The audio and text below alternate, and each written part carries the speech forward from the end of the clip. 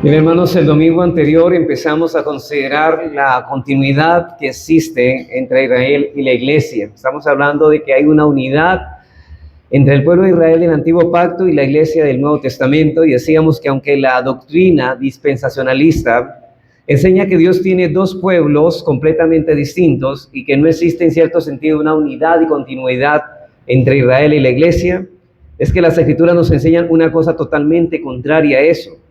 Y es que hay una unidad y continuidad entre Israel y la iglesia. Por eso nos vimos, hermanos, en la necesidad de demostrar esta enseñanza a la luz de las Escrituras. Y para esto lo primero que hicimos fue comenzar a exponer 6 líneas argumentativas que prueban que la iglesia es el verdadero Israel. Por motivos de tiempo, la semana pasada consideramos nomás de ellos 5, y eso que el quinto solamente dimos uno de los pasajes clásicos que postula este argumento bíblicamente. Pero el primer argumento es que nosotros mirábamos era que el término eclesía se usa para describir la congregación de Israel. Y puesto que el mismo término decíamos que eclesía se utiliza para referirse al pueblo de Dios en ambos testamentos, el Antiguo y el Nuevo, eso argumenta convincentemente, hermanos, que si aparece esta palabra en los dos, hay un favor de la unidad del pueblo de Dios. Y esto ciertamente refuta la afirmación que declaran los dispensacionalistas de que la iglesia no se encuentra en el Antiguo Testamento, porque realmente vemos que sí hubo iglesia en el Antiguo Testamento por el hecho de la palabra eclesía. Esto no quiere decir, por supuesto, que podemos simplemente equiparar la iglesia del Nuevo Testamento con la iglesia del Antiguo Testamento o Israel. Sin embargo, esto indica evidentemente que no sean dos pueblos de Dios distintos y separados, sino que hay una unidad orgánica en esencia de estos dos pueblos. Ahora bien, en segundo lugar, el segundo argumento, después de haber visto este término eclesía en tanto en el Antiguo como en el Nuevo, vimos que el principio constitutivo de Israel es el mismo principio constitutivo de la iglesia. El pueblo de Dios, el Israel del Antiguo Pacto, fue constituido a través de una actividad electora, redentora de Dios. De esta misma manera Israel vino a ser el pueblo de Dios, por una actividad electora y redentora. Ahora, la elección y la redención de Israel fueron un tipo, una figura de la elección y redención en Cristo que estuvo para la iglesia. Por lo tanto, en última instancia, solo puede haber un pueblo de Dios. La elección de Israel es un tipo de la elección de la iglesia. Si lo que constituyó a Israel como pueblo de Dios era en cuanto a su carácter típico y preparatorio, Israel en sí mismo apenas podría ser otra cosa, hermanos, que típico en cuanto a su carácter.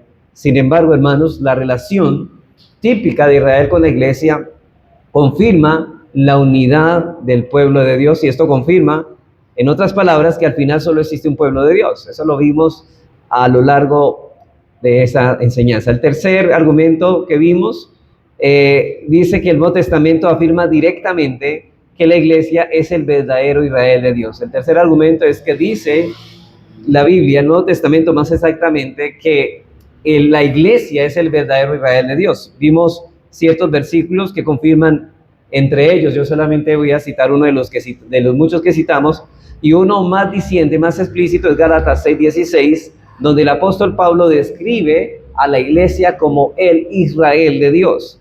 Dice en Gálatas 6:16, y a todos los que anden conforme a esta regla, paz y misericordia sea a ellos y al Israel de Dios. Eso lo dijimos claramente, que ese I es más bien un guión. Más bien está diciendo este versículo, la propia traducción es: paz y misericordia sean a ellos, al Israel de Dios. Pero también vimos en cuarto argumento que demuestra que la iglesia es el verdadero Israel, y es que la iglesia, hermanos, asume los privilegios y las características de Israel. Decíamos que en el antiguo Israel, como el nuevo Israel, se llaman santos. Los dos se le llaman pueblo escogido, a los dos se le llama amados, a los dos se le llama llamados por Dios, a los dos se le llama congregación, a los dos se le llama rebaño, a los dos se le llama nación santa, a los dos se le llama reino de sacerdotes, a los dos se le llama especial tesoro, a los dos se le llama pueblo de Dios y pueblo santo, a los dos se le llama pueblo de heredad, a los dos se le llama Dios anda entre ellos. Al antiguo Israel se le menciona con los 12 patriarcas, al nuevo Israel, o al nuevo Israel se relaciona con los 12 apóstoles, y el antiguo Israel, Cristo se casó con su pueblo, en el nuevo Israel, Cristo se casó con la iglesia. Entonces, vemos esos privilegios compartiéndose uno con el otro. Entonces, la iglesia asume los privilegios y características de Israel también. Entonces, ahí vemos la unidad orgánica. Y en quinto lugar, es ahí donde quedamos. El quinto argumento que estuvimos considerando es que los pasajes clásicos que hablan de la relación entre la iglesia e Israel enseñan claramente su unidad y continuidad. Hay pasajes clásicos, cuando digo clásicos son los más tratados para dar este asunto, enseñan esos pasajes claramente su unidad y continuidad. Entre ellos vimos, y por motivos de tiempo solo alcanzamos a tratar solamente con uno de ellos, de esos pasajes clásicos, y ese pasaje estamos hablando de Gálatas 3, 6 al 29, donde decíamos que la enseñanza que encontramos en este texto es que Cristo era israelita, es la simiente por excelencia de Abraham. ¿Se acuerda que Dios bendeciría a las naciones en la simiente de Abraham? Y esa simiente es Cristo. Y cada vez que un gentil, hermanos, se convierte a Cristo en la fe, es sumergido en Cristo, introducido y bautizado en Cristo, y pasa a ser parte del verdadero Israel, porque las promesas fueron hechas a la simiente de Abraham, que es el verdadero Israel. Por lo tanto, todos los que nacen de Cristo son el verdadero Israel.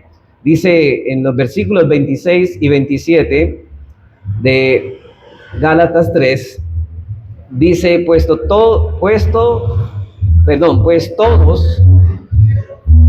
sois hijos de Dios por la fe en Cristo Jesús, porque todos los que habéis sido bautizados en Cristo, de Cristo estáis revestidos. Pues todos sois hijos de Dios por la fe en Cristo Jesús, porque todos los que habéis sido bautizados en Cristo, de Cristo estáis revestidos. Hermanos, si nosotros estamos en Cristo y Él es la simiente por excelencia de Abraham, entonces ¿qué somos nosotros? Versículo 29. Y si vosotros sois de Cristo, ciertamente linaje de Abraham sois y herederos según la promesa. ¿Quiénes son los herederos de la promesa? Son los descendientes de Abraham. ¿Y quiénes son los descendientes de Abraham? Todos los que están en Cristo. ¿Notan la secuencia? Hay una secuencia lógica. Entonces, ¿quién es el verdadero Israel? Nosotros somos los creyentes gentiles y judíos. Por eso Pablo dice, ya no hay judío ni griego, no hay esclavo ni libre, no hay varón ni mujer. Este es el verdadero Israel, los que son beneficiarios de las bendiciones de la promesa que fueron hechos a la simiente de Abraham, esto es Cristo. Así que si tenemos ya claro esto, veamos nuestro segundo pasaje clásico. Este ya lo habíamos visto la semana anterior. Vamos a ver otro pasaje clásico que trata de la relación de la iglesia con Israel, y vámonos a Romanos 11, 16 al 24. Romanos 11, 16 al 24.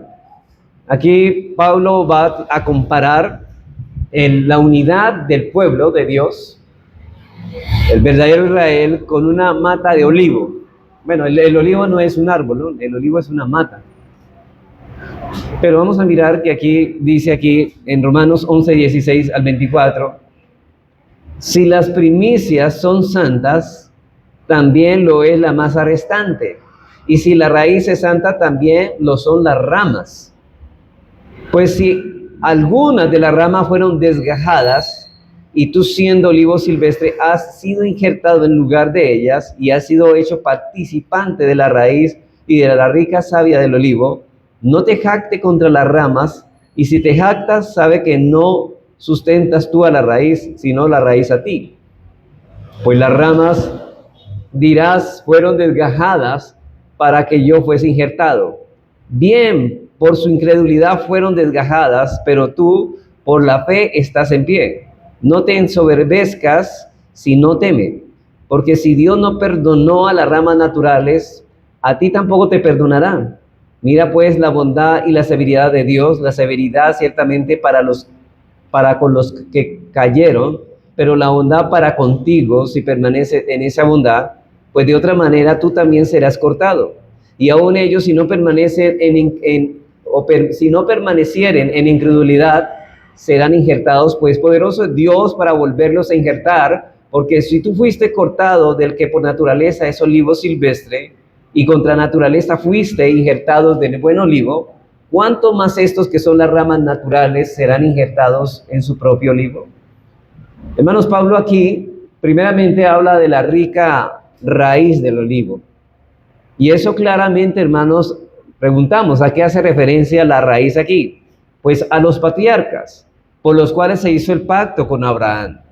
En Romanos 11, 1 al 28, dice en el versículo 1 y el 28, no del 1 al 28, sino el 1 y el 28 dice, digo pues, ¿ha desechado Dios a su pueblo? En ninguna manera, porque también yo soy israelita de la descendencia de Abraham, de la tribu de Benjamín. Versículo 28. Así que en cuanto al evangelio son enemigos por causa de vosotros, pero en cuanto a la elección son amados por causa de los padres. ¿Quién es la raíz del olivo? Los padres. En este caso, el pacto que se hizo con los patriarcas, es decir, la simiente de Abraham y de los patriarcas, esa es la raíz de la planta de olivo. E Israel, es decir, la nación física, es contemplada como las ramas naturales del olivo cultivado. Entonces, hay una raíz que son las promesas dadas en el pacto a los patriarcas. Las promesas están allí. Pero noten que la raíz sostiene la mata de olivo, pero hay unas ramas que esas ramas van a ser ¿qué? Quitadas. ¿Y quiénes son esas ramas que van a ser desgajadas? Es el Israel incrédulo. El Israel que no es la descendencia espiritual de Abraham, sino la descendencia física de Abraham.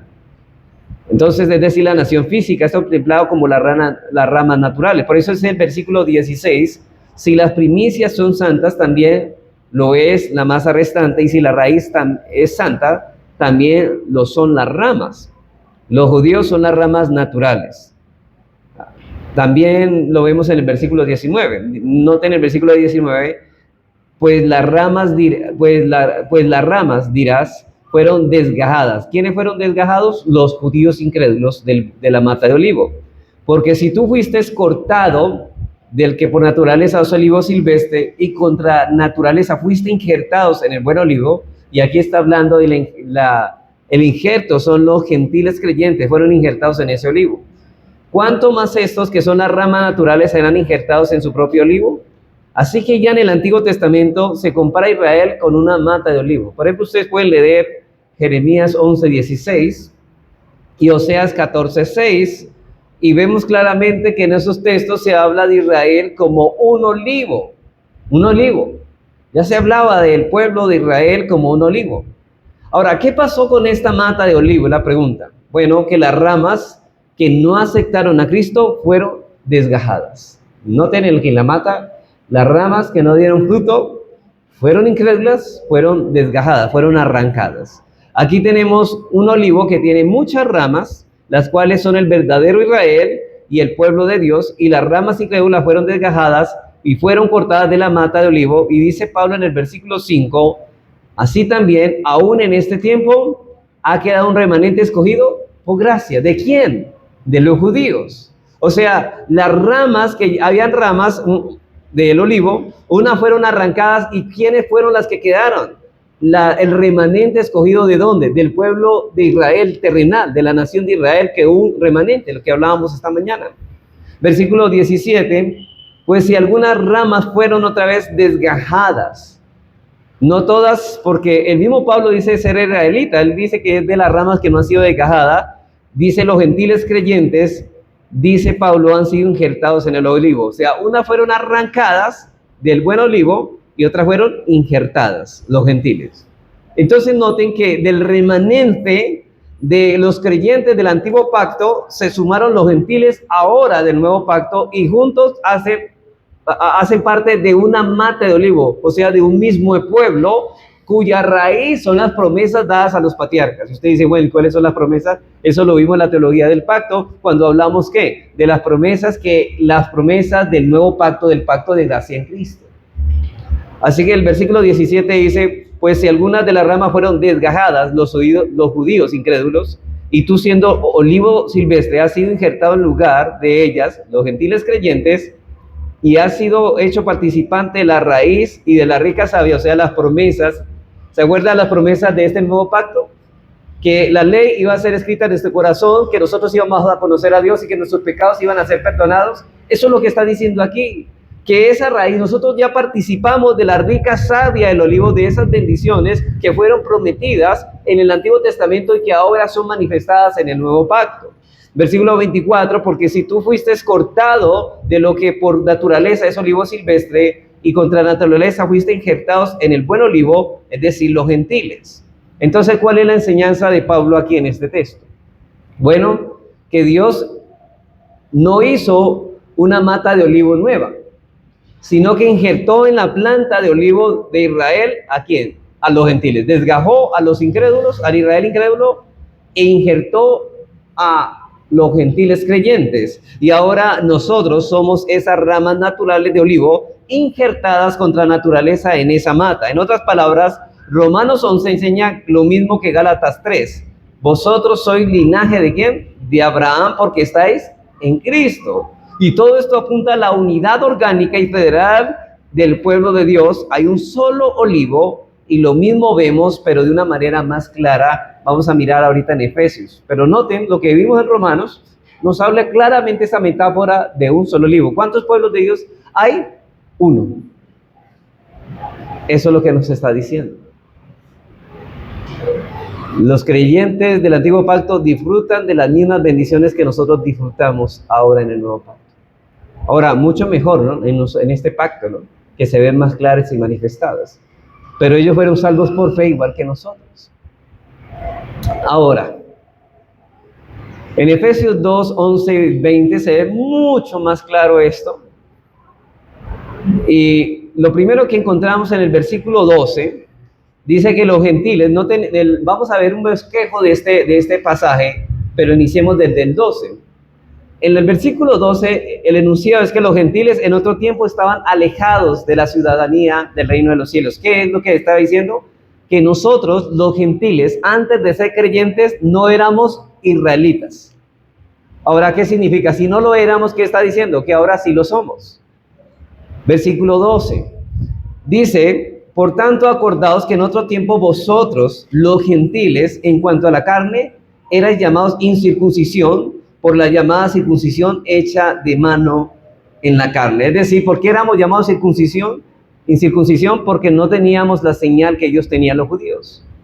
Pero noten que nosotros ahora nos llamamos circuncisión porque ahora sí hemos sido circuncidados, no del prepucio, sino del corazón, que es una mejor circuncisión, porque la circuncisión física era figura de la verdadera circuncisión del verdadero Israel, que era la circuncisión de corazón.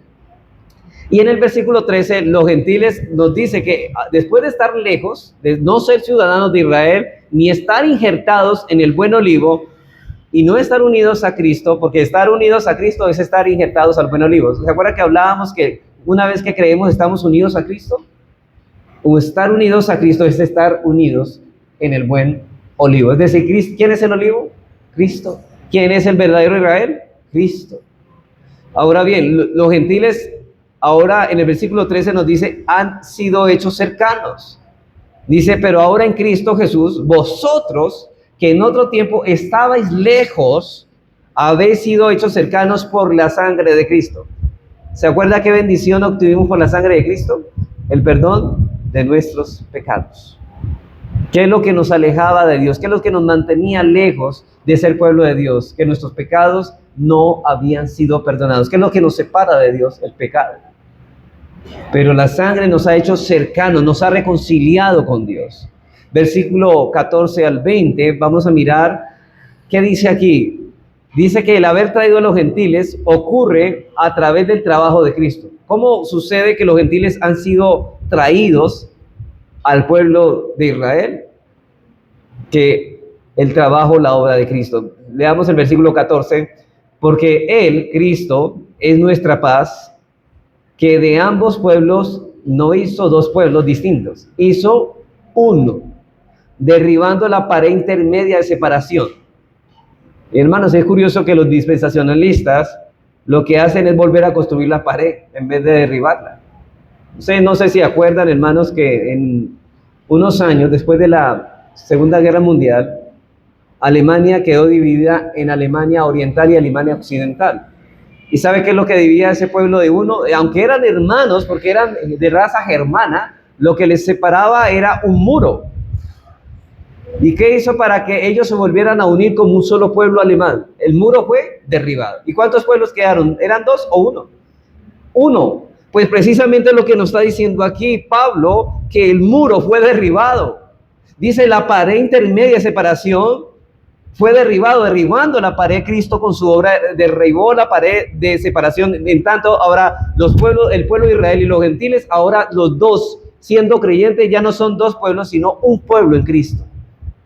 Porque derribó la pared. Versículo 15. Aboliendo en su carne las enemistades, la ley de los mandamientos expresados en ordenanzas. Y allí se refiere a todas las ordenanzas de la ley que nos separaban al gentil y al judío. Leyes con respecto, por ejemplo, a la comida. Ellos no comían lo que comían los gentiles, ¿no? Por ejemplo, no comían carne de cerdo y los gentiles sí.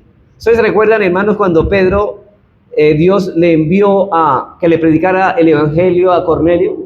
Y antes de eso hubo un velo de los alimentos, y mientras él esperaba que le hicieran la comida, dice que bajó un velo en una visión, y él dice, Pedro, mata y come. Y él dice, ¿cómo podré contaminarme con esto inmundo? Y el Señor, ¿por qué llama inmundo a lo que el Señor ha purificado? ¿Qué estaba diciendo? Que los gentiles iban a estar incluidos y que esa pared de separación iba a ser totalmente derribada. O sea que al quitar Dios, el remover esa dieta alimenticia, ya estaba quitando la pared de separación entre los judíos creyentes y los gentiles creyentes. A eso se refiere. Entonces, la pared que nos separaba fue removida. Esas leyes dietéticas, leyes de purificación, todo eso fue para crear en sí mismo de los dos un solo y nuevo hombre, haciendo la paz. En el versículo 15. Y miren lo que dice en el 16. Y mediante la cruz, reconciliar con Dios a ambos. Habla de dos. ¿Quiénes son esos ambos? Los judíos creyentes y los gentiles creyentes. Dice, y reconciliar con Dios a ambos en un solo cuerpo. ¿La iglesia cuántos cuerpos es? La iglesia de Cristo es un solo cuerpo. ¿Sí ven la unidad? Un solo cuerpo. Matando en ella las enemistades. Y vino y anunció las buenas nuevas a vosotros los que estabais lejos, los gentiles, y a los que estaban cerca, los judíos.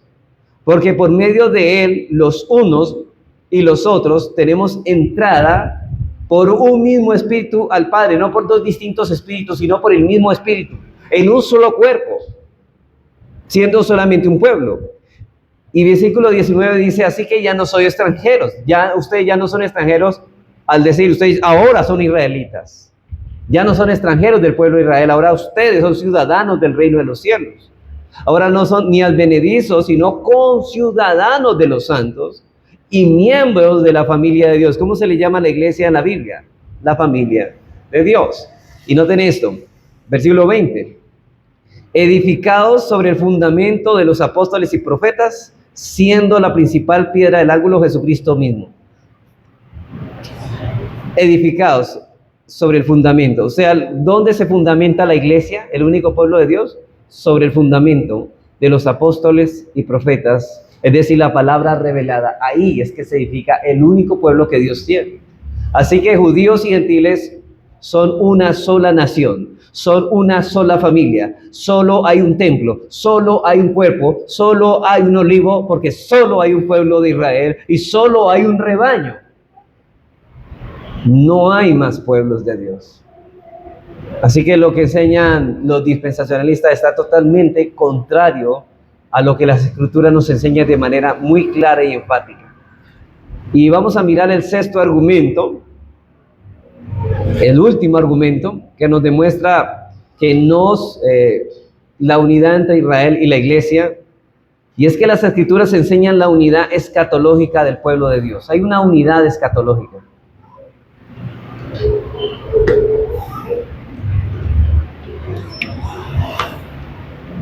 Los dispensacionalistas nos dicen que el judío que se convierte ahora es parte del pueblo de Dios, ahora, y eso está bien, no está mal, pero, el problema, aquí está el pero, en la eternidad Israel será Israel y la iglesia será la iglesia, es decir, que siguen siendo dos pueblos distintos. Y de hecho, algunos dispensacionalistas dicen la iglesia estará en el nuevo cielo, e Israel estará en la nueva tierra. Como dice nuevos cielos y nueva tierra, unos estarán arriba y otros estarán abajo. Si usted lee los libros de Charles Riley, va a encontrar una extraña figura, una figura descripción de eso, y él dice que nosotros estaremos en un cubo literal, flotando en el aire, mientras los judíos estarán acá en la tierra. Hermanos, ¿quién va a creer eso? Porque ellos dicen que la Israel era la ciudad, la Jerusalén celestial era como un cubo que tenía la misma anchura y altura, y entonces ellos dicen, no, es literal eso es súper literalismo, porque Apocalipsis es un libro figurativo, hermanos. Ahora, si interpretamos Apocalipsis literal, entonces tendríamos que decir, hermanos, que el Cordero de Dios, realmente Cristo, es un cordero. Pero, ¿y cuando dice que es un león? Entonces, a la final, ¿qué es? ¿Un cordero o un león? No, eso es metafórico. No está hablando realmente de algo literal, sino unas figuras proféticas que señalan una verdad o una realidad espiritual. Pero en lugares diferentes, Israel es Israel y la iglesia es la iglesia, dicen ellos. Pero eso no está lejos de esto que estamos enseñando, de lo que la Escritura enseña. Sin embargo, la culminación final de la historia es, de acuerdo con la Biblia, un pueblo de Dios. Cuando se examinan las Escrituras, estas enseñan que el pueblo de Dios es uno en esencia a lo largo de todos los siglos de la historia. Y aquí, no obstante, nos planteamos una pregunta. ¿Qué sucede en el estado eterno, en el siglo futuro, en el siglo venidero? ¿Habrá entonces dos pueblos de Dios distintos? Bueno, varios pasajes de la Escritura contestan con un rotundo no, no. Vamos a unos textos y verá que niegan esta existencia de que en el futuro o en el estado eterno habrá dos pueblos. No, seguirá habiendo un pueblo solamente de Dios. Mateo 8, 11 al 12. Mateo 8, 11 al 12, noten esto, y habla de la unidad escatológica. En el futuro, dice así. Y les digo que muchos vendrán del oriente y del occidente. ¿A qué se está refiriendo eso? Pues a los gentiles. Y se sentarán con Abraham. Noten, está hablando de gentiles sentándose con los patriarcas. ¿Se acuerdan lo que hablábamos del buen olivo? ¿Quién es la raíz del olivo? Los patriarcas. Dice, y se sentarán con los patriarcas e Isaac, Jacob en el reino de los cielos. Versículo 12, mas los hijos del reino, o sea, los judíos incrédulos, noten qué pasará, serán echados a las tinieblas de afuera y allí será el lloro y crujir de dientes. Así que los gentiles son salvos y son atraídos hacia el reino de los cielos. Los judíos incrédulos, los hijos del reino, son expulsados. Eso implica, por supuesto, hermanos, que los judíos salvos permanecen como un remanente salvo. Y se añaden a ellos los gentiles creyentes. Así que los judíos creyentes y los creyentes gentiles son de una manera uno con Abraham, Isaac y Jacob en el reino escatológico. O sea que ellos están unidos. Este pasaje nos presenta esta unidad escatológica de Israel, del remanente de Israel con los judíos creyentes, con los gentiles creyentes del nuevo pacto. Juan 10:16 nos muestra también esta unidad escatológica entre Israel y la iglesia. Esta es importante también. El Señor aquí se nombra como el buen pastor. Y la pregunta es, ¿cuántos rebaños tiene el Señor Jesucristo como pastor? ¿Uno o dos? Vamos a mirar que la Biblia ¿qué dice? Dice, también tengo otras ovejas. Recuerden que la palabra oveja en la Biblia está implicando elegidos. ¿Sabe por qué? Porque esas ovejas fueron entregadas por el Padre al Hijo para que las pastoreara. Y dice, también tengo otras ovejas que no son de este redil, hablando de los gentiles, aquellas también debo atraer y oirán mi voz. Y esa oirán mi voz significa que me conocerán. Y habrá un rebaño y un pastor. Noten que no hay dos rebaños ni dos pastores. Hay un rebaño, por lo tanto, hay un pastor. O sea que cuando hablamos Jehová es mi pastor del Salmo 23, estamos hablando que Él es pastor solamente de los creyentes judíos y de los creyentes gentiles. Habrá un único redil de ovejas, tanto de gentiles como de judías. Es decir, tanto de unos como de otros pueblos por los que Cristo murió. Cristo murió solamente por las ovejas. Cristo murió por ese redil, por el único redil que Él tiene, pero Él dice que en ese antiguo pacto decía, bueno, hay otras ovejas que hay que traer, y se le estaba refiriendo a los gentiles que necesitaban ser injertados en el olivo o ser traídos al único rebaño que él tiene. Y esto es verdad, hermanos, ahora en el siglo presente, en el reino inaugurado, en el nuevo pacto, y es también cierto en el reino consumado del siglo venidero, es decir, en el siglo que viene, en el estado eterno escatológico después de Cristo. Dios en esta nación, cuando haya nuevos cielos y nueva tierra, no van a haber dos pueblos, seguirá habiendo un pueblo. Hebreos 11, 39 al 40, si les quedan dudas, más textos. Hebreos 11, 39 al 40. Dice, y todos estos, aunque alcanzaron buen testimonio, está hablando de los héroes de la fe, mediante la fe, y está hablando de héroes que eran parte del Nuevo Testamento del Antiguo. Y ellos también fueron salvos, ¿por qué? Por medio de la fe, igual que nosotros, por el Cristo que iba a venir. No recibieron lo prometido, proveyendo Dios alguna cosa mejor para nosotros, para que no fuesen ellos perfeccionados aparte de nosotros. Ahora, hermanos, no es aparte de nosotros, sino que es junto con nosotros. Por ejemplo, aunque los creyentes del antiguo pacto fueron al cielo, no han recibido cuerpos glorificados. Igual nosotros tampoco hemos recibido cuerpos glorificados. Lo que está diciendo es que ellos todavía estaban esperando que los gentiles fueran incluidos, y cuando el número de los escogidos se complete, entonces Cristo vendrá y ya ellos recibirán un cuerpo de gloria. Hasta ahora no sabemos quién es el último escogido, pero cuando se le predica al último escogido, ya dice el Señor, viene el juicio sobre este mundo y ya todo esto se acaba, y ya el Señor se lleva a su pueblo y destruirá a los malos y dejará a su pueblo glorificado para que habite esta tierra y estos cielos renovados. Otro texto es Apocalipsis 21, 9 al 14. Apocalipsis 21, 9 al 14. Recuerden que estamos hablando de la unidad escatológica entre Israel y la iglesia, unidad escatológica. Estamos hablando de cosas que no han pasado y estamos hablando en el reino consumado, no en el reino inaugurado. Apocalipsis 21, 9, 14 dice, vino entonces a mí uno de los 7 ángeles que tenían 7 copas llenas de las 7 plagas postreras, y habló conmigo diciendo, ven acá, yo te mostraré a la desposada. ¿Quién es la desposada? La iglesia. ¿Cuántas iglesias tiene Dios? Una. La esposa del Cordero. Y me llevó en el espíritu a un monte grande y alto, y me mostró la gran ciudad santa de Jerusalén. Otra vez, esa es la iglesia, que descendía del cielo de Dios, teniendo la gloria de Dios. Es decir, que ellos fueron formados según el carácter de Dios. Y su fulgor era semejante al de una piedra preciosísima, con piedras de jaspe, diáfana como el cristal. Tenía un muro grande y alto con 12 puertas. Y en las puertas 12 ángeles, y note esto, y nombres inscritos, que son las 12 tribus de los hijos de Israel. ¿Sabe qué? Esas 12 tribus de los hijos de Israel, ¿sabe qué significa? Los escogidos del antiguo pacto. Mire que este pueblo, que esta ciudad que desciende del cielo, aquí están fulgurantes y en gloria. Y dice que estaban las 12 tribus de los hijos de Israel. ¿A quién se refieren las 12 tribus de los hijos de Israel? Al remanente escogido por gracia del antiguo pacto. Y noten que la ciudad tiene esta parte. Sigamos leyendo, versículo 13. Al oriente 3 puertas, al norte 3 puertas, al sur 3 puertas, al occidente 3 puertas. Y el muro de la ciudad tenía ¿cuántos cimientos? 12, y sobre ellos los 12 nombres de los 12 apóstoles del Cordero. ¿Por qué? Porque esto está hablando de los escogidos del nuevo pacto.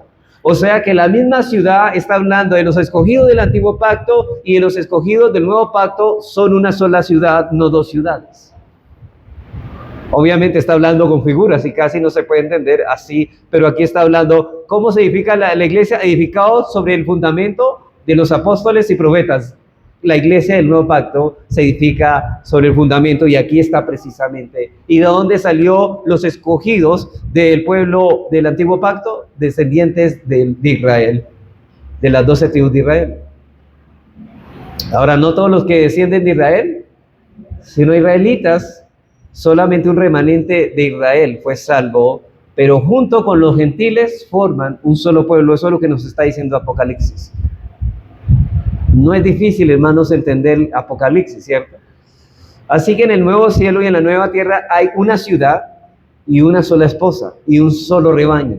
Sus puertas tienen escritas los nombres de las 12 tribus de Israel. ¿Sí? ¿Qué significa? El nombre de los escogidos del Antiguo Testamento. Sus cimientos llevan escritos los nombres de los 12 apóstoles del Cordero. ¿Qué significa? Los nombres de los escogidos del nuevo pacto. Así que el simbolismo no podría mostrar más claramente la unidad escatológica del pueblo de Dios, de la iglesia e Israel. Hay una unidad. O sea que sí había iglesia en el Antiguo Pacto.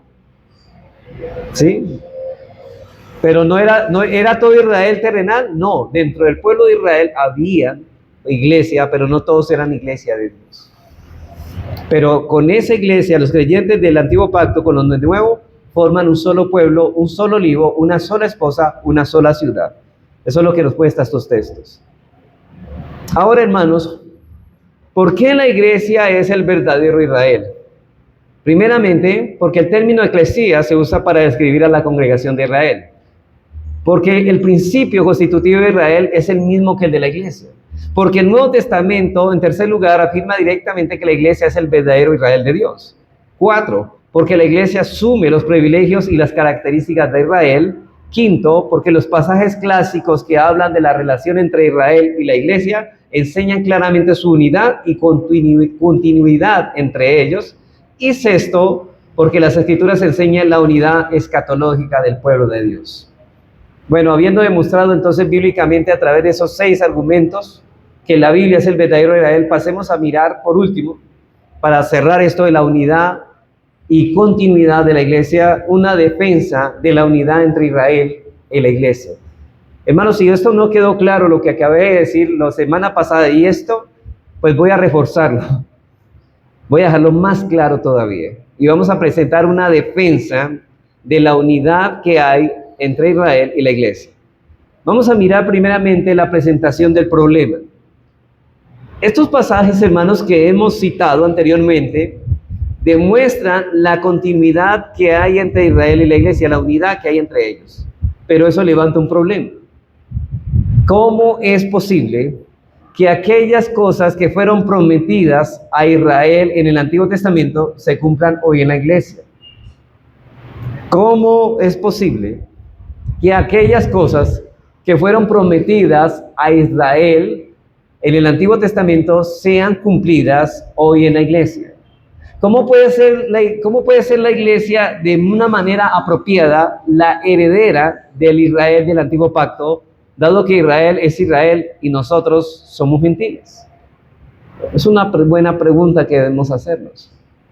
Bueno, vamos a mostrar en segundo lugar, lo primero es la presentación del problema, en lo segundo vamos a mirar la ilustración de este problema. Si el problema al que nos enfrentamos ahora no está suficientemente claro aún, puede ser aclarado de forma precisa a través de la consideración de la información del Antiguo Testamento y del Nuevo con respecto al Nuevo Pacto. Y ustedes van a tener mucha claridad porque ustedes ya vimos eso en la mañana. Otra vez, Jeremías 31 al 34.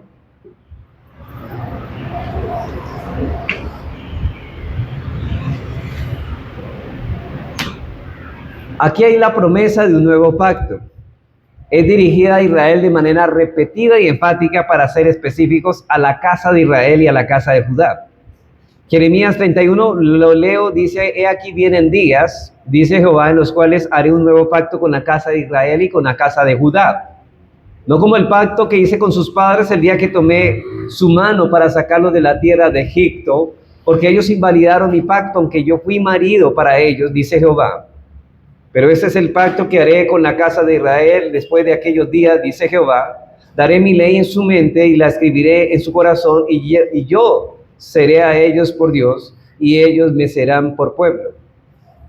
Y no enseñará más ninguno a su prójimo, ni ninguno a su hermano, diciendo: conoce a Jehová, porque todos me conocerán, desde el más pequeño de todos hasta el más grande, dice Jehová.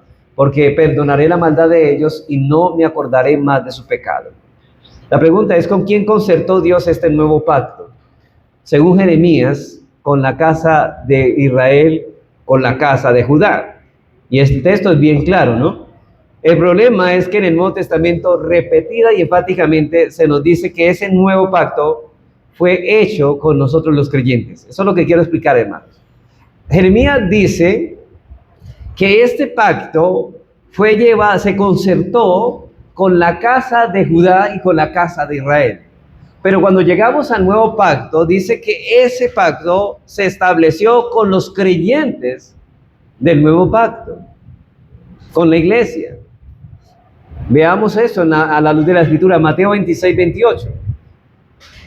Ustedes recuerdan, aquí está Jesucristo en el discurso del aposento alto, celebrando y estableciendo la cena del Señor, la primera cena. Y Él está anunciando los sufrimientos que vendrían en esa noche. En esa noche, el otro día, iba a padecer la muerte Cristo. Dice Él, porque esto es mi sangre del nuevo pacto, que por muchos es derramada, y no dice por todos los hombres, sino por muchos es derramada para la remisión de los pecados. Y esos muchos, ¿quiénes son? Los creyentes del nuevo pacto. O sea que aquí estamos hablando que la casa de Israel y la casa de Judá, ¿quiénes son? La iglesia. A eso se está refiriendo. O sea que se refiere a la iglesia, sí. Y nosotros hoy participamos de la Santa Cena, recordando esa sangre del nuevo pacto que fue derramada y de la cual nosotros nos hemos beneficiado con el perdón de nuestros pecados por esa sangre. Por ejemplo, el día del Señor se celebra la cena del Señor. Algo coincidencia, ¿no? El día del Señor se celebra la cena del Señor. ¿Por qué no otro día? Porque no es el día del Señor. Y por ejemplo, en Hechos 27, cuando Pablo partió el pan, no fue otro día, sino el primer día de la semana. Y en 1 Corintios 11, 23 al 25, encontramos otra vez el tema de la cena del Señor. Pablo, hablando de la instrucción que recibió de Cristo, dice así: porque yo recibí del Señor lo que también os he enseñado. Y noten lo que Pablo dice aquí, hablando a una iglesia, la iglesia de Corinto, ya en la era del Nuevo Testamentaria. Yo creo que un dispensacionalista puede decir que en Mateo Cristo estaba hablando a los discípulos judíos, como judíos. Pero que el Señor Jesús, dice aquí, que el Señor Jesús, dice Pablo, que la noche que fue entregado tomó pan y habiendo dado gracia lo partió y dijo: tomad y comed, esto es mi cuerpo que por vosotros es partido. Haced esto en memoria de mí. Asimismo tomó también la copa después de haber cenado, diciendo: esta copa es el nuevo pacto en mi sangre. Haced esto todas las veces que la bebieres en memoria de mí. Pero en memoria del Señor, como inauguración de ese nuevo pacto. ¿Cómo se inauguró y se estableció el nuevo pacto? A través de la sangre de Cristo. Ahora bien, entonces, ¿con quién entonces hizo ese pacto? ¿Con qué concertó? ¿Con la casa de Judá y con la casa de Israel? Sí, dice Jeremías 31 y 33 al 34, al 31 al 34, pero aquí dice que la hizo con la iglesia, los creyentes del nuevo pacto, porque a ellos fueron perdonados los pecados. Creyentes, porque para creer, para arrepentirse hay que creer. Segunda de Corintios 3, 2 al 6.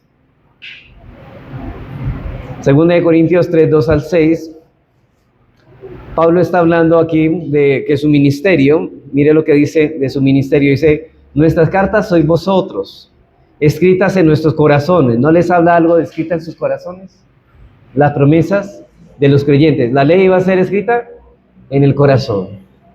Conocidas y leídas por todos los hombres, siendo manifiesto que sois cartas de Cristo expedidas por nosotros, escritas no con tinta, sino con el Espíritu de Dios vivo, no en tablas de piedra, sino en tablas de carne del corazón. ¿Se acuerda esa promesa de Jeremías? Y escribiré mi ley en vuestro corazón, con la casa de Judá. Pero ¿a quién le está hablando Pablo aquí? A la iglesia. O sea que la casa de Judá y la casa de Israel, ¿quién es? La iglesia.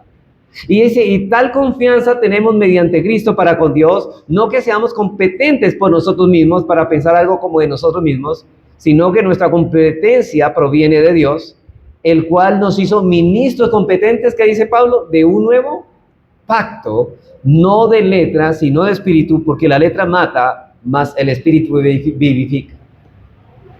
Así que la letra que mata está hablando es de la salvación por obras. Y la gente piensa que es del estudio bíblico. No, la letra que mata es cuando queremos obedecer por nuestro esfuerzo y ganarnos la salvación. No, aquí dice, es el Espíritu que nos da vida por gracia y por fe en el nuevo pacto. Y Pablo dice, yo soy un ministro de ese nuevo pacto. Si yo soy ministro de ustedes y ustedes son son del nuevo pacto, entonces ustedes son la casa de Israel y ustedes son la casa de Judá, porque yo soy ministro de ustedes.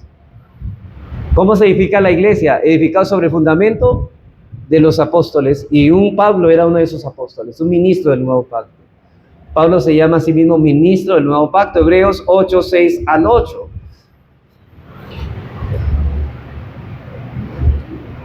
Pero ahora tanto mejor ministerio es el suyo. ¿Cuál? El de Cristo. Cuanto es mediador de un mejor pacto. ¿De cuál pacto? Del nuevo pacto. Establecido sobre mejores promesas. Porque si aquel primero hubiera sido sin defecto, ciertamente no se hubiera procurado lugar para el segundo, o sea, para el nuevo. Porque reprendiéndolo dice, y aquí cita a Hebreos, aquí el autor de Hebreos cita a Jeremías 31. Y aquí vienen días, dice el Señor, en que estableceré con la casa de Israel y con la casa de Judá un nuevo pacto. Y cita todo el texto y luego dice en el versículo 13, al decir nuevo pacto ha dado por viejo al primero, o sea, al antiguo, y lo que se ha dado por viejo y se envejece está próximo a desaparecer. ¿Qué estaba diciendo allí Pablo? Pablo está diciendo, hay un mejor ministerio, mejor pacto. De este estaba prometido en Jeremías. Y ya está cumplido, o sea que ustedes son la casa de Israel porque ya está cumplido, se cumplieron ustedes. ¿Y a dónde se iba a cumplir en la casa de Israel? Ah, ustedes son la casa de Israel, ustedes son la casa de Judá.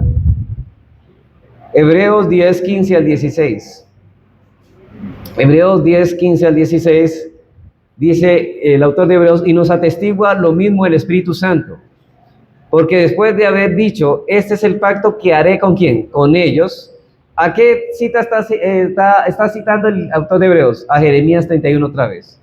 Después de aquellos días, noten, dice el Señor, pondré mis leyes en sus corazones y en su mente las escribiré, añade, y nunca más me acordaré de sus pecados y transgresiones, pues donde hay remisión de estos, no hay más ofrenda por el pecado. ¿A quién le está dirigiendo estas palabras el autor de Hebreos? A la iglesia. O sea que la iglesia es el cumplimiento de Jeremías 31 al 34. Bueno, más citas, hermanos, para comprobar esto, que quede bien. No he dicho que usted vaya y diga, no hay lugar para refutar esta verdad. Hebreos 13, 20 al 21. Y aquí se habla del pacto eterno, que es el nuevo pacto. El pacto antiguo era temporal. El pacto nuevo es un pacto eterno. Hebreos 13, 20 y 21. Y el Dios de paz que resucitó de los muertos a nuestro Señor Jesucristo, nótenlo otra vez, el gran pastor de las ovejas. Otra vez, ¿cuántos rediles tiene este pastor? 1.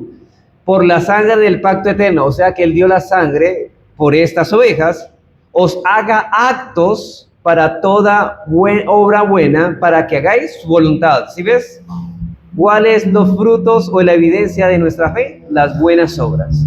Y aquí dice, nos hizo actos en toda obra buena para que hagáis su voluntad, para que viváis haciendo la voluntad conforme a la fe que nos ha sido dada a los creyentes. Todo esto, por supuesto, es otra evidencia de la unidad de la iglesia de Israel. Si la promesa hecha a Israel se cumple para la iglesia debe ser en cierto modo Israel. De lo contrario, hermanos, los términos de la promesa han sido quebrantados. Así que esos pasajes, por tanto, desmienten la llamada interpretación literal o nacional del nuevo pacto y subrayan un principio de interpretación bíblica vital para una escatología adecuada. Dios solamente tiene un pueblo. Y la interpretación que el Nuevo Testamento hace del Antiguo Testamento es la autoridad final sobre su correcta interpretación.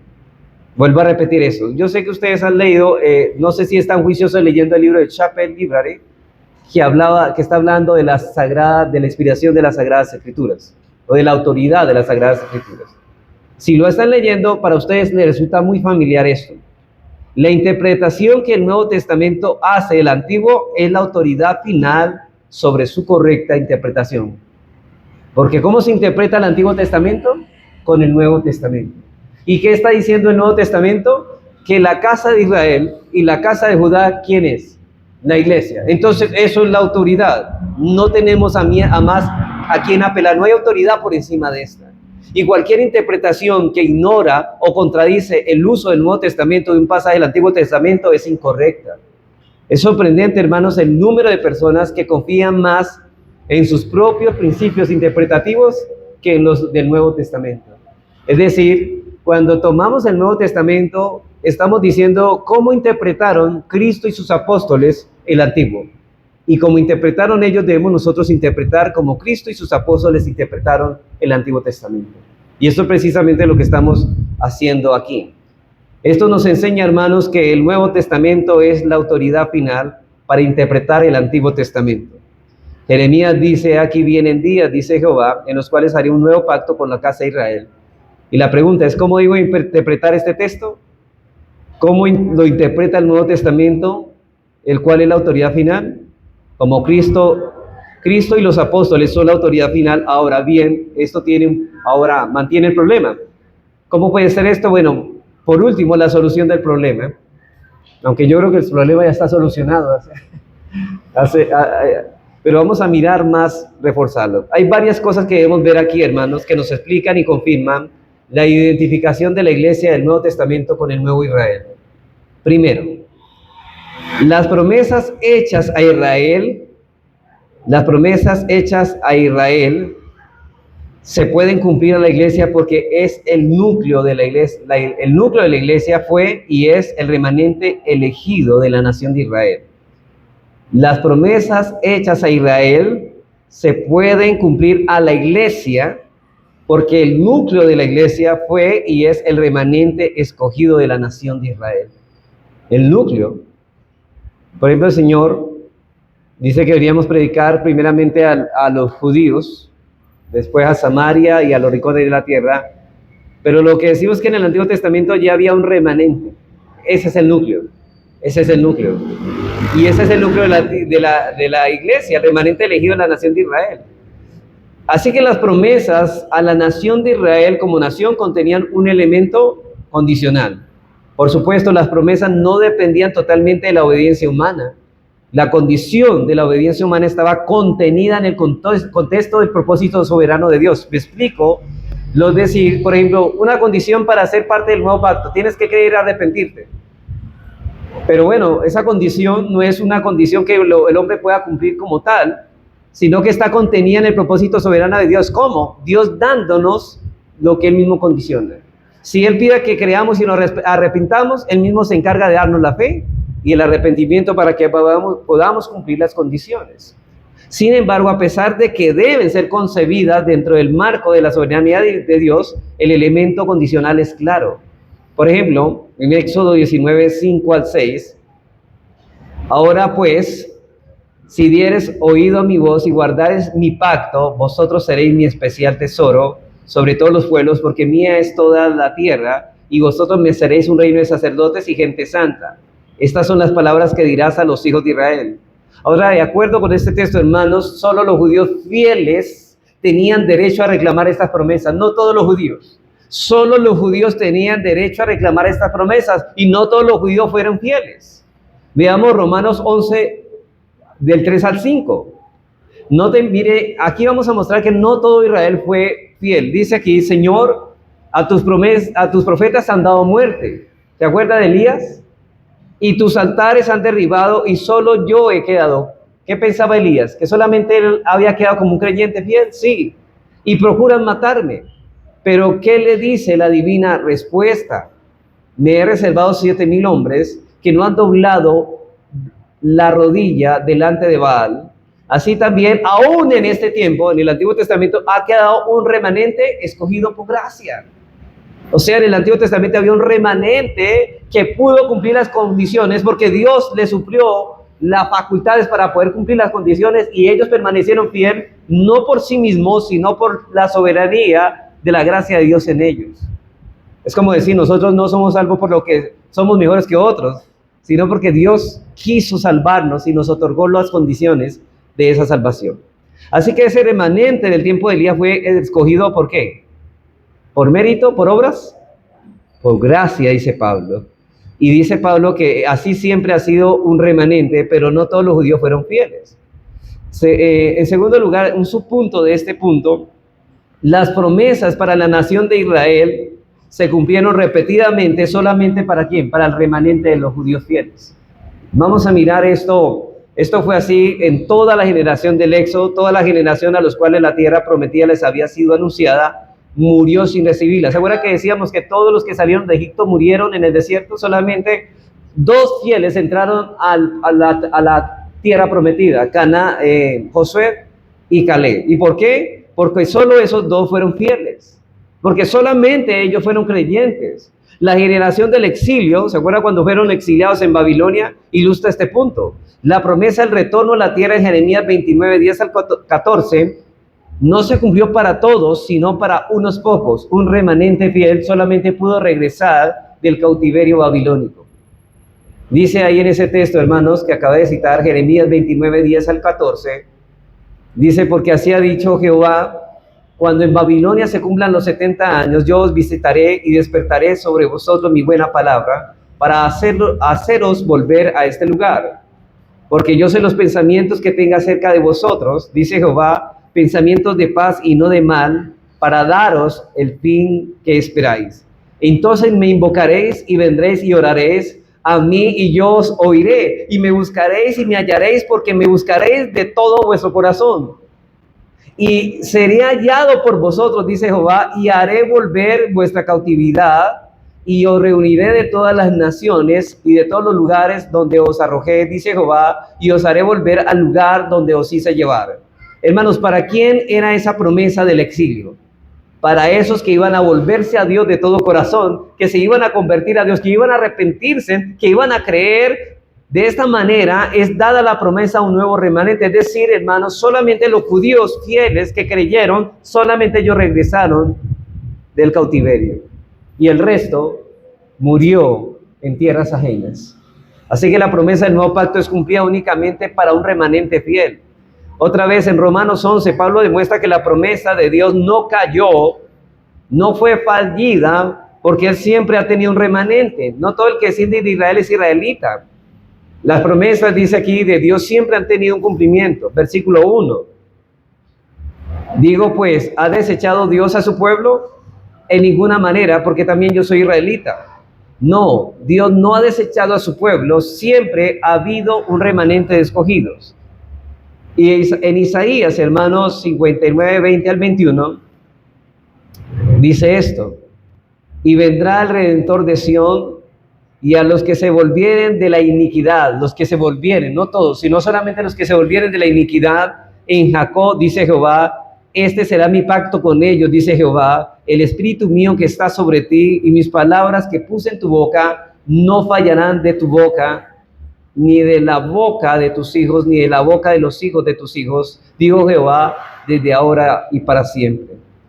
Dios dice que ese es el pacto que hará con ellos. ¿Con quiénes? Con los fieles. Y que nunca va a faltar judíos que no se van a convertir al Señor. ¿Cuál es la promesa?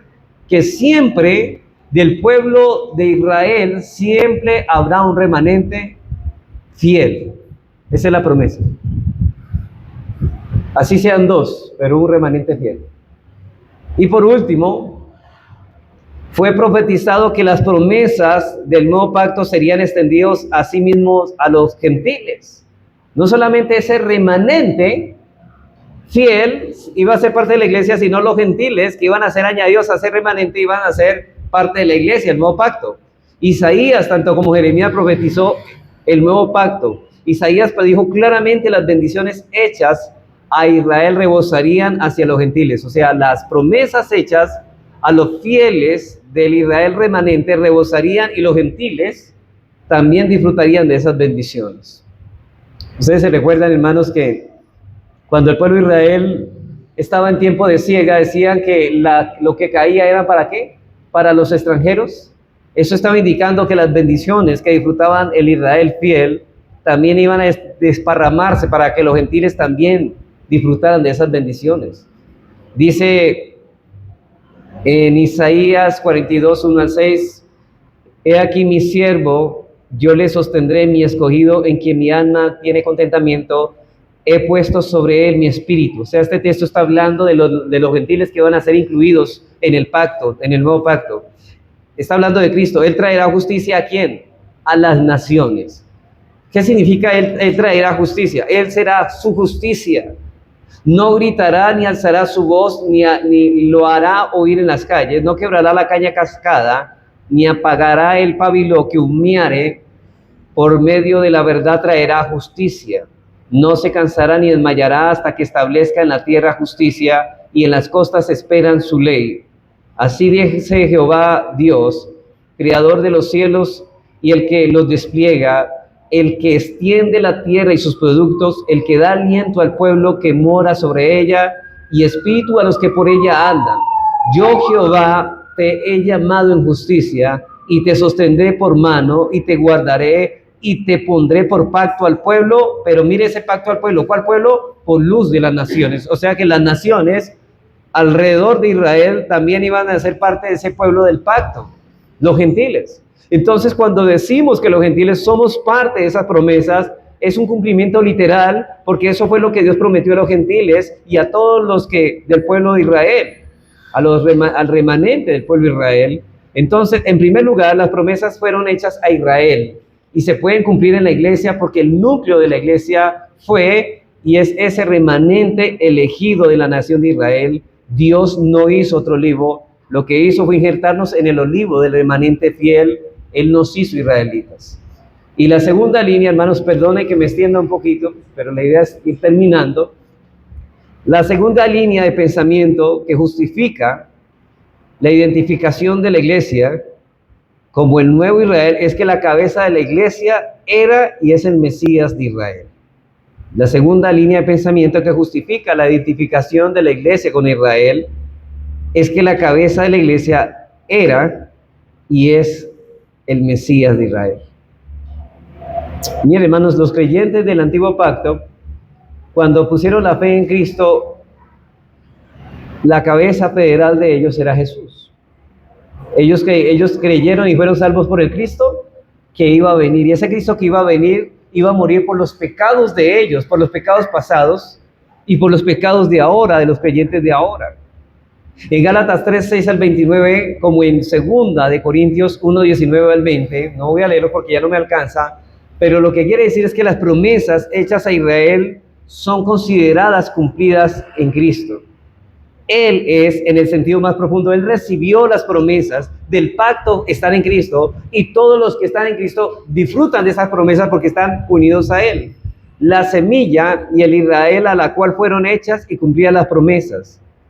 Ahora la pregunta, ¿a quién fue hecha esa promesa? A Abraham y a su simiente. Y dice Pablo en Gálatas que esa simiente es Cristo. Nosotros estamos en Cristo. La promesa es para nosotros. Nosotros somos el linaje de Abraham porque fuimos injertados en el olivo. Él es el poseedor, Cristo, de todas las promesas, como el epítome de la personificación literal del Israel fiel. Este es el cumplimiento más literal de aquellas promesas, puesto que Jesús era judío. 2 de Corintios 1, 19 y 20. Dice, porque el Hijo de Dios Jesucristo, que entre vosotros ha sido predicado por nosotros, por mí, Silvano y Timoteo, no ha sido sí y no, mas ha sido sí en él. Note esto, porque todas las promesas de Dios son ¿en quién? En Cristo, sí, y en él amén, por medio de nosotros para la gloria de Dios. ¿Cómo nosotros disfrutamos de esas bendiciones del nuevo pacto? Estando unidos a Cristo, nuestra cabeza. ¿Cómo disfrutaron las bendiciones del antiguo pacto, la salvación y la vida eterna, los del antiguo pacto? Estando unidos a Cristo que iba a venir como cabeza. Sin embargo, si las promesas le pertenecen a Él por concepción divina, podrá ciertamente compartirlas con el que Él quiera. En otras palabras, cualquiera, hermanos, que sea uno con Cristo, en virtud de esto posee la promesa. Y obviamente este es el punto principal de Gálatas 3:29 y terminamos donde empezamos. Dice él, y si vosotros sois de Cristo, ciertamente linaje de Abraham sois, y note esto, y herederos según la promesa, porque todas las promesas que fueron dadas a Cristo las disfrutamos nosotros por la fe en Cristo, en que estamos unidos en el buen olivo. Y el buen olivo y las sabias son esas promesas que disfrutamos, tanto disfrutaron judíos creyentes como los gentiles creyentes ahora, antes y ahora. Así que, hermanos, que el Señor nos ayude a guardar eso en esperanza y en meditación para la gloria de su nombre.